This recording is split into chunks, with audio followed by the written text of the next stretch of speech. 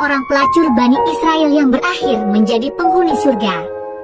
Aku adalah Al-Malikah, seorang wanita nakal di kalangan Bani Israel yang selalu menggoda pria dengan kecantikanku. Dan ini kisahku. Aku memiliki sebuah rumah yang pintunya selalu kubuka. Setiap pria yang melihatku pasti akan tergoda dengan kecantikanku. Mereka bisa bersenang-senang bersamaku dengan syarat membayar 100 dinar. Pada suatu hari, ada seorang pemuda ahli ibadah yang lewat di depan rumahku. Ia pun tergoda denganku.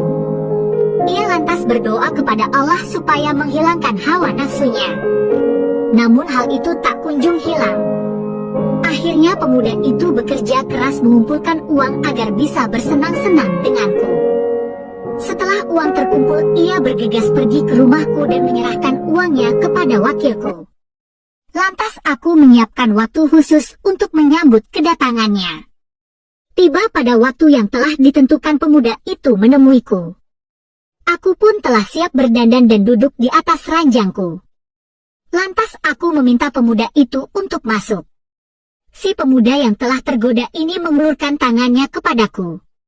Seketika pemuda itu teringat akan menemui Tuhannya dan sedang berdiri di hadapannya. Ia lantas dilanda ketakutan yang luar biasa. Tubuhnya gemetar hingga raut wajahnya berubah. Lelaki itu mendesak agar bisa segera meninggalkan rumahku. Namun aku tidak mengizinkannya hingga ia mau menjadikanku istrinya. Tetapi pemuda itu tetap pergi meninggalkan rumahku. Sejak ditinggal oleh pemuda ahli ibadah itu, aku diselimuti rasa takut karena mendapatkan berkah dari sang pemuda. Sejak itu aku pun bertobat. Hingga pada suatu ketika aku memutuskan untuk menemui lelaki itu dengan penampilan tertutup. Setelah bertanya ke sana kemari kepada penduduk desa, aku pun bertemu dengan lelaki itu.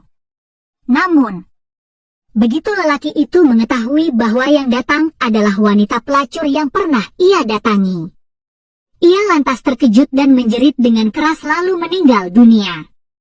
Setelah kejadian itu aku bertambah sedih.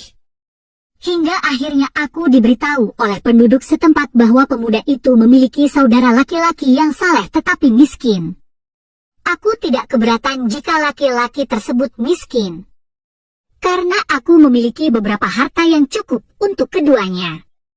Hingga pada akhirnya aku menikah dengan laki-laki soleh yang miskin itu. Dan Allah mengaruniaiku 7 keturunan yang dimana anakku tersebut merupakan seorang nabi pada masa Bani Israel.